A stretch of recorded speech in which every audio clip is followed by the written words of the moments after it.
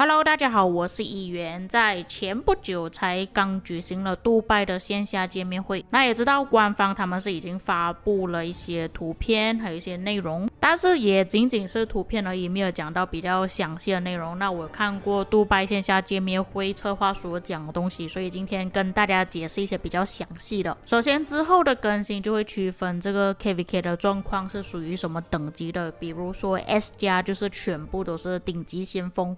S 等级里面或许会有一些先锋王国，但是先锋的等级不是特别高。那因为这一次的 KVK 我们消耗的资源加速有点夸张，所以我就跟策划反馈了，他就有说到之后英灵殿会返回更多的兵力。而且如果你们王国的 KVK 等级越高的话，你们就可以拿到更多的宝石资源还有加速。那相信听到这里的观众就会觉得说这样子不公平啊，为什么他们可以拿到更多的奖励，然而我们没有，我们反而是更需要发育的王国。那你们要知道先锋等级的王国所消耗的资源加速跟一般的王国是差别很大的，甚至我认为就算这些 S 等级以上的先锋王国能够拿回更多的奖励，但他也没有办法去补回自己所开销的。而且 S 跟 S 加等级不一定只有先锋王国，有可能一些 A 等级的王国也会在地图里面。下一个更新我觉得还蛮好的，就是联盟管理可以在 KVK 中提前规划旗帜的路线，满足条件后旗帜将会自动铺设，提升战略部署效率。但是我觉得这个自动铺设呢，可能之后会有 bug。就比方说这个旗帜可能我不想要去建设，但是系统自动帮我去建设了。不过暂时我还不确定他们有没有去设置一些功能啊，就比方说需要点击确认之后才可以去建设之类的。但说实在的，如果可以提前规划路线的话，当然是会更好，可以让玩家知道我们要走哪一步。不过当然的，如果提前规划了路线之后，会不会有可能可以让敌方看到我们要怎样去铺设路线？虽然这里是说联盟管理可能只有一些 R4 或者是 R5 成员可以看到而已，但假设说这些 R4 或者是 R5 就是主播，又或者是他们是卧底的话怎么办呢？当然这个问题不是牵涉到策划，而是玩家之间的问题啊，所以你们真的要给一个比较信任得过的玩家去担任 R4 或者是 R5 的职位。下一个就是看王国的评价啦，之前出现过玩家个人的评价，现在是看整个王国的，里面就包含战力、养成、活跃人数、战场消耗、野战实力、水晶。这个图表是有包含水晶的，也就是说你们在 KVK 里面的时候就可以看到自己的玩家有多少人是有购买水晶，又或者是他们的水晶能力提升到多少。就以这个图片作为例子，就可以明白到这个王国的战力其实不是很高，活跃玩家也是有点少，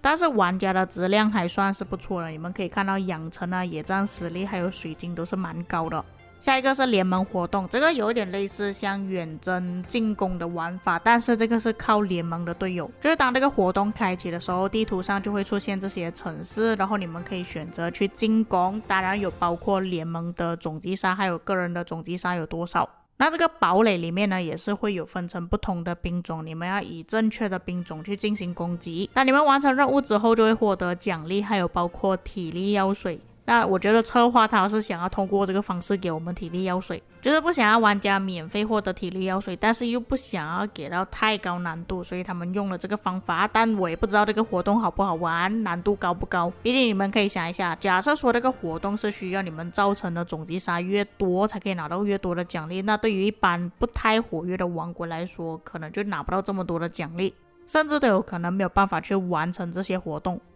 下一个掠夺马车，其实这个活动是 PVP 活动来的，你们可以去偷别人的资源，并且从画面上你们也可以看到是有分成回合制的，但是也是看到需要用一些道具才可以去完成活动。那我看了这个活动的奖励大部分都是拿加速，剩下都是一些比较不重要的东西，就比方说黄金钥匙又或者是经验书之类的，加速会比较重要一点。不过这个 PVP 活动呢，也不是说玩家一个人去战斗了，就跟你的联盟盟友或者跟你的朋友一起去参与。有一些玩家可能会觉得说啊，如果是 PVP 活动的话，我的账号很烂的话，这样我不是没有办法去完成，又或者是没有办法打得过别人。虽然我没有办法保证你跟其他人组队之后可以打得败你的敌人，但至少你不是孤军奋战。下一个水晶科技调整，像我之前所说的策划有说过，水晶科技会重置，降低水晶消耗，自由选择兵种，强化路线，核心科技前置解锁，加速战力成型。就你们可以从画面上看到，你不需要再提升其他的兵种，你只是需要提升一个兵种就可以往后去提升。像画面上他所选择的路线就只有骑兵而已，他的其他部队是没有提升的，但是他骑兵升满之后就可以到医疗部队，接着再往后面继续前进。但是我觉得他这个方法可能对于一些混兵玩家来说不是很友善，对于单兵种玩家来说会比较吃香一点。当然单兵种玩家其实在野战也不太好受，所以只能说看自己的情况吧。如果你想要野战打得好的话，你肯定要用混兵，但是你用混兵的话，你的水晶科技就会消耗的比较多。用纯兵野战虽然打的会比较辛苦一点，但至少你的水晶科技消耗不需要消耗这么多。